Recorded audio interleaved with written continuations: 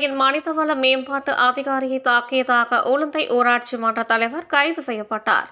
ரகசிய இடத்தில் வைத்து விசாரணை செய்த பின் 12 மணி நேரத்திற்கு பின் நீதிமன்றத்தில் ஆஜர்படுத்தப்பட்டு புழல் சிறையில் அடைக்கப்பட்டார். பொய்யான புகாரில் கைது செய்யப்பட்டதாக காவல்துறையினருடன் வாக்குவாதம் ஏற்பட்டது. திருவள்ளூர் மாவட்டம் கடம்பத்தூர் அடுத்த உளுந்தை ஊராட்சி மன்ற தலைவராக இருப்பவர் ரமேஷ்.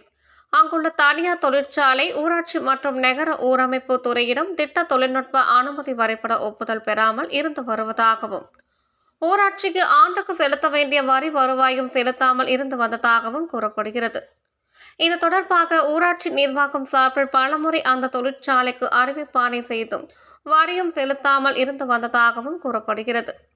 இந்த நிலையில் கடந்த மாதம் 25ஆம் தேதி ஊராட்சி மன்ற தலைவர் M.K. ரமேஷ் தொழிற்சாலையின் மனிதவள மேம்பாட்டுத்துறை அதிகாரி சின்ன முனியாண்டி என்பவரிடம் வாக்குவாதம் செய்து அவரை தாக்கியதாக மப்பேடு காவல் நிலையத்தில் புகார் அளிக்கப்பட்டதாக தெரிகிறது.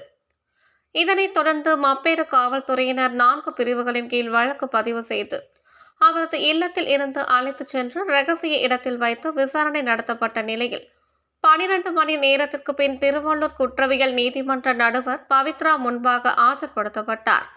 பின்னர் திருவள்ளூர் அரசு மருத்துவக் கல்லூரி மருத்துவமனையில் பரிசோதனை செய்த பின் காவல்துறையினருடன் ரமேஷ் வாக்குவாதத்தில் ஈடுபட்டார். நிறுவனம் தரப்பில் புகார் அளிப்பதற்கு முன்பே தம்முடைய தரப்பில் மப்பேடு காவல் நிலையத்தில் புகார் அளித்தும் உரிய நடவடிக்கை எடுக்காமல் பொய் புகாரில் கைது செய்யப்பட்டதாக வாக்குவாதத்தில் ஈடுபட்டார்.